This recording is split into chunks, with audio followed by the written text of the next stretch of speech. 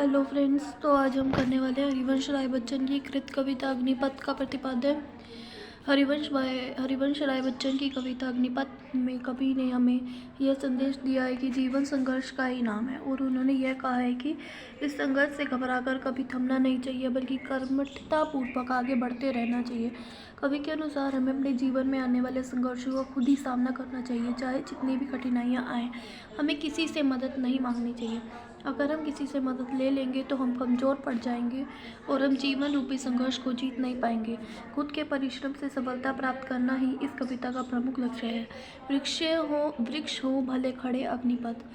भावार्थ: हरिवंश राय बच्चन की कविता अग्निपथ की इन पंक्तियों में कवि हरिवंश राय बच्चन ने हमें यह आशा दी है कि अपने जीवन में हमेशा कर्म करते रहना चाहिए। हमारे सामने चाहे जितनी भी कठिनाइयाँ क्यों ना हो, हमें कभी रुकना नहीं चाहिए।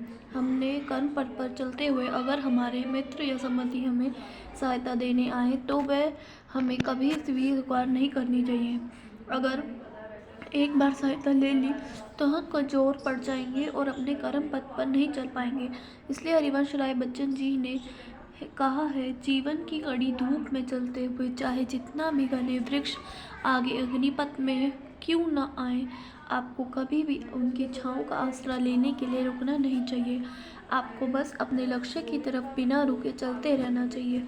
तू ना थकेगा कभी अग्निपथ। भावार्थ: अग्निपथ कविता की इन पंक्तियों में हरिवंश राय बच्चन जी ने कहा है कि मनुष्य को अपने कर्म की राह पर चलते हुए कभी भी थकना नहीं चाहिए। वह कितना भी परेशान हो, बेचैन क्यों ना हो जाए, पर उसे अपने कर्म करते रहना चाहिए। कभी भी कर्म पथ पर चलते चलते थमना नहीं चाहिए, अर्थात कभी अपने कर्मों को करते करते रुकना नहीं चाहिए। आगे कवि कहते हैं कि मनुष्य को अपने जीवन में ये शपथ लेनी चाहिए कि वह कभी भी अपने कर्म के मार्ग से मुड़ेगा नहीं, चाहे उसके रास्ते कितने ही कठिन क्यों ना हो। यह महान दृश्य है अग्निपथ। भावार्थ: जब मनुष्य अपने मर के रास्ते पर चलता है, अपने कर्म के रास्ते पर चलता है, तो उसे धूल, तेज धूप, आंधी, रूप भी सामाजिक समस्याओं का सामना करना पड़ता है। इन समस्याओं का सामना करते करते मनुष्य अपने पसीने, आंसू एवं खून से लथपथ होकर भी अपने कर्म के अच्छे रास्ते पर आगे बढ़ता ही रहता है। ऐसे मनुष्य को उसकी मंजिल के रास्ते पर चलते हुए देखना एक अद्भुत अनुभव होता है। इसलिए अग्निपथ कविता की उपयुक्त पंक्तियाँ में कवि ने एक ऐसे महान दृश्य कहा है।